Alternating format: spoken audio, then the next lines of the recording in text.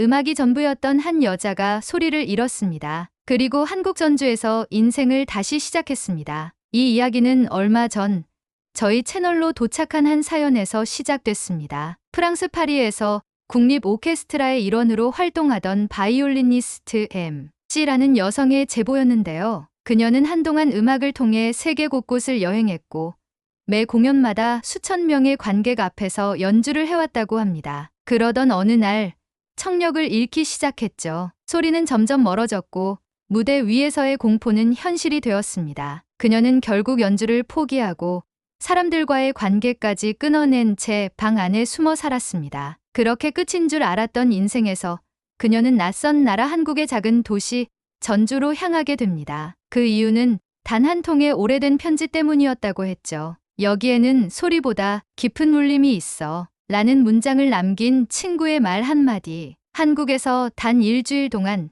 그녀는 완전히 달라졌다고 합니다. 귀가 아닌 마음으로 듣는 음악, 소리 없는 연주, 그리고 예상치 못한 따뜻한 사람들. 그녀는 한국을 떠나지 않았습니다. 이젠 프랑스 국립 오케스트라가 아닌 한국의 작은 국악 치유센터에서 울림을 가르치는 교사로 살아가고 있다고 합니다. 지금부터 들려드릴 이야기는 청력을 잃은 한 예술가가 진짜 음악을 되찾아가는 여정을 담고 있습니다. 실제 제보를 바탕으로 각색된 이 감동적인 이야기는 오늘 하루 여러분의 삶에도 작은 울림이 되어줄지도 모릅니다. 여러분, 제 이야기를 어디서부터 시작해야 할까요? 사실 이 이야기를 꺼내는 데까지도 많은 시간이 걸렸습니다. 저는 프랑스 파리에서 활동하던 클래식 바이올리니스트였습니다. 어느 날 갑자기 모든 것이 무너져 내리기 전까지는요. 저는 3살 때 처음 바이올린을 잡았습니다. 아버지는 지역 음악 학교의 트럼펫 연주자셨고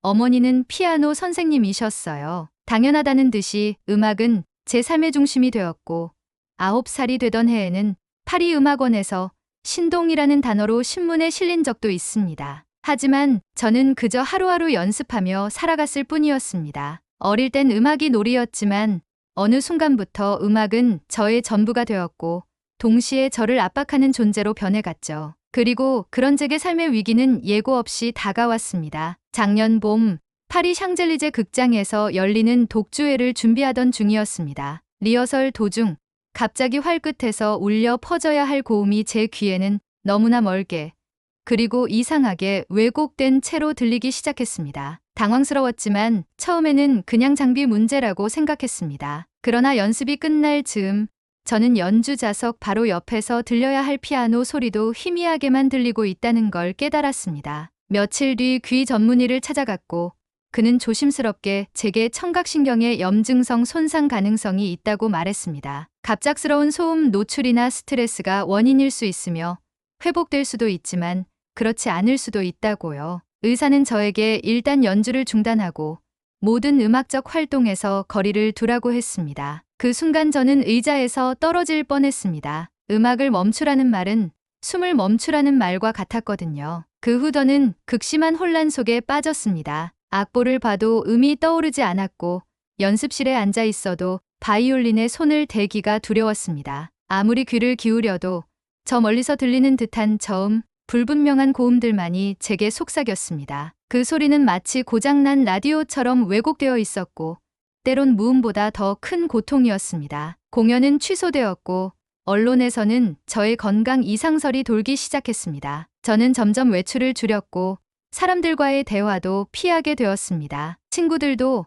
동료들도 한두 번 연락을 하다가 이내 멀어졌습니다. 제 삶의 중심이었던 음악이 사라지자 저는 마치 공중에 붕 뜬 사람처럼 살아가게 되었습니다. 당장 내일이 무슨 요일인지도 기억나지 않았고 아무도 저를 찾지 않는 세상에서 그저 방 안에 틀어박혀 있었어요. 그러던 어느 날 책상 서랍 속에서 오래된 편지 하나를 발견하게 되었습니다. 하늘색 봉투, 조금은 바랜 종이, 그 위에 또박또박 적힌 한글 이름. 박지은, 대학 시절 프랑스 유학생 기숙사에서 저와 방을 함께 썼던 한국인 친구였습니다. 조용하고 따뜻했던 아이였죠. 저보다 2살 위였지만 저는 그녀를 지은 언니라고 불렀습니다. 서툰 불어로 저를 챙겨주던 그녀는 졸업 후 한국으로 돌아갔고 그 뒤로 연락이 끊긴 상태였습니다. 편지에는 이렇게 적혀 있었습니다. 말이 너의 음악은 내게 위로였어. 언젠가 힘들어지면 한국 전주에 와줘. 여기엔 소리보다 더 깊은 울림이 있어. 그 당시는 그냥 따뜻한 인사말이라 여겼지만 그날따라 그 문장이 제 심장을 울렸습니다. 소리보다 더 깊은 울림, 과연 그게 뭘까요? 전주는 제가 한 번도 들어본 적 없는 도시였습니다. 서울도 부산도 아닌 이름조차 익숙지 않은 그곳으로 떠난다는 건 모험이었죠. 하지만 동시에 지금의 저는 그 어떤 익숙함도 견딜 수 없었습니다. 그래서 충동적으로 노트북을 열고 프랑스어가 가능한 통역 가이드를 검색하고 항공권을 예약했습니다. 그 결정은 단 10분도 걸리지 않았습니다. 그날 밤 짐도 대충 쌌습니다. 제가 가져간 건 몇 벌의 옷, 바이올린, 그리고 아직 희미하게 들리지만 절대로 포기할 수 없는 하나였습니다. 인천공항에 도착한 순간 저는 그동안 알지 못했던 세상에 발을 내디딘 기분이었습니다. 언어는 낯설었고 모든 간판이 그림처럼 느껴졌습니다. 하지만 신기하게도 불안함보다는 기대감이 더 컸습니다. 버스를 타고 전주로 가는 길,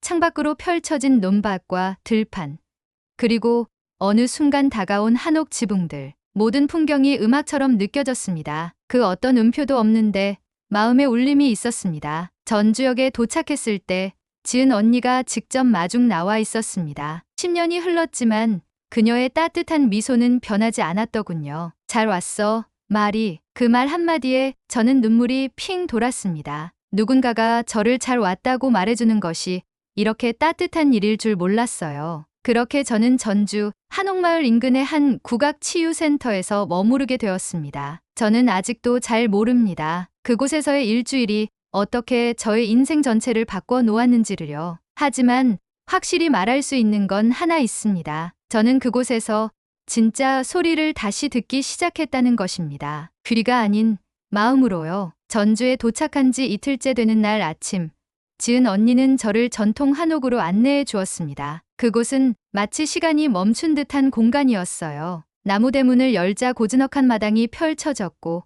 작은 연못 위로 잉어가 유유히 헤엄치고 있었습니다. 돌담을 따라 걸으며 스쳐가는 바람 소리가 인상적이었죠. 언니는 그곳이 바로 그녀가 일하는 국악치유센터라고 말했습니다. 말이, 여긴 단순히 음악을 가르치는 곳이 아니야. 이곳에서는 음악으로 사람의 마음을 치유해. 저는 무슨 의미인지 이해하지 못했습니다. 소리를 잃어가는 저에게 음악으로 치유한다는 말은 오히려 잔인하게 들렸습니다. 센터에는 다양한 사람들이 있었습니다. 청각장애를 가진 아이들, 불면증과 우울증으로 힘들어하는 어르신들, 그리고 몇몇은 암 투병 중인 환자 가족들이었어요. 모두가 조용했지만 그 조용함 안에는 무언가 따뜻한 흐름이 느껴졌습니다. 그곳에서 저는 한 사람을 만나게 됩니다. 바로 이 센터의 음악치유사이자 국악연구자 한윤서 선생님이었습니다. 40대 중반쯤 되어 보이는 그는 긴 머리를 단정히 묶고 늘 한복을 입고 계셨습니다. 처음 저를 보았을 때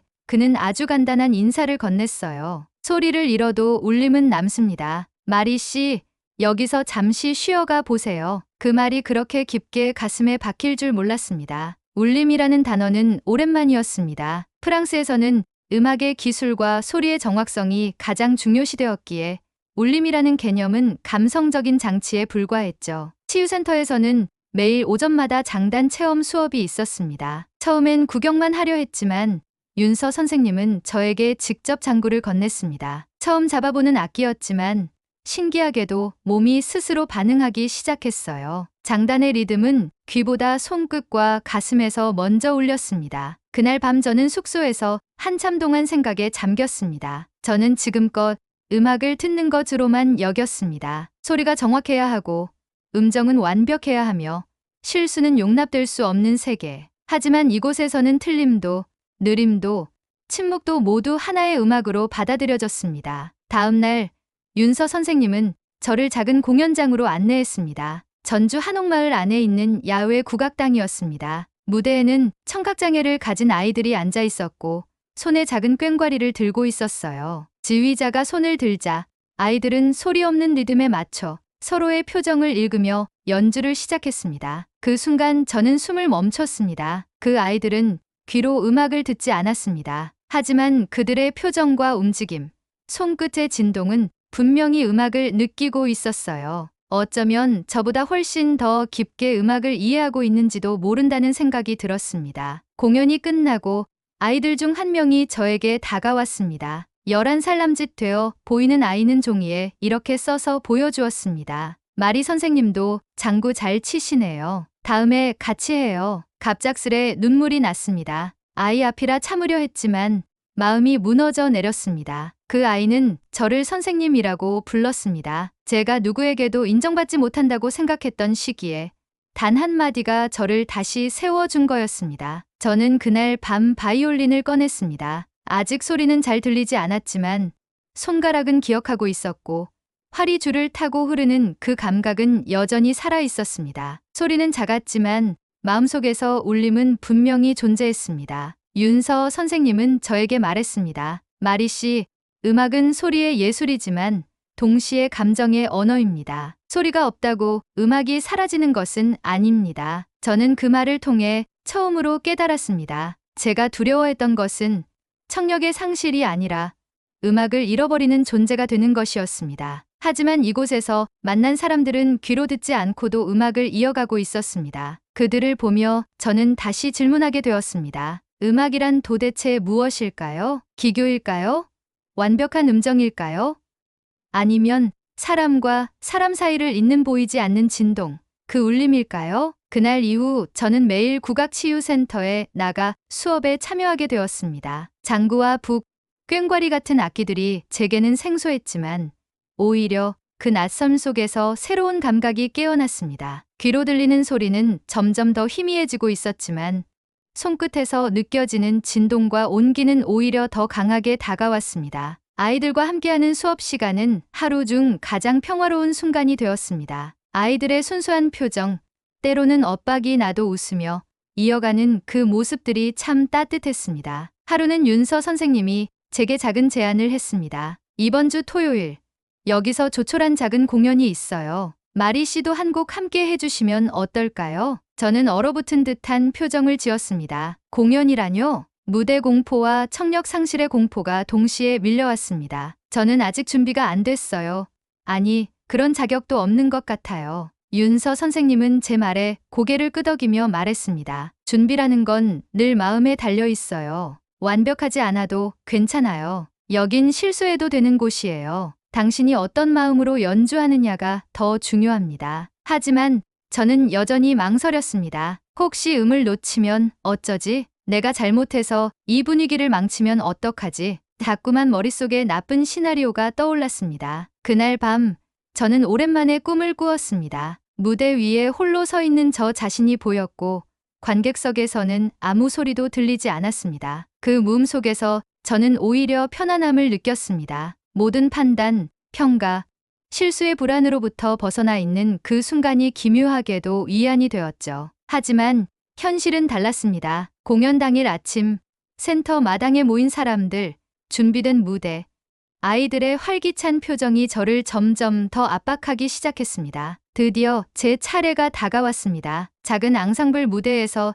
제가 맡은 곡은 아리랑의 변주곡이었습니다. 바이올린을 꺼내 활을 올리는 순간 손끝이 차가워졌습니다. 주변이 조용해졌고 제 심장 소리만 또렷하게 들렸습니다. 그리고 첫 음을 그어내는 순간 무언가 잘못되었다는 것을 느꼈습니다. 음이 불안했습니다. 바이올린 줄이 이상하게 떨리고 소리가 공명되지 않았습니다. 저는 급히 연주를 멈추고 무대를 뛰쳐나왔습니다. 관객석에서는 술렁임이 일었고 아이들은 당황한 듯한 표정을 지었습니다. 윤서 선생님이 뒤따라 나왔습니다. 괜찮아요, 마리 씨. 누구나 그런 순간이 있어요. 하지만 저는 울먹이며 소리쳤습니다. 괜찮지 않아요. 저는 끝났어요. 저는 연주자가 아니에요. 저는 지금 아무것도 아니에요. 윤서 선생님은 한참을 말없이 저를 바라보시더니 조용히 말했습니다. 당신은 자신이 들을 수 없어 연주를 망쳤다고 생각하죠.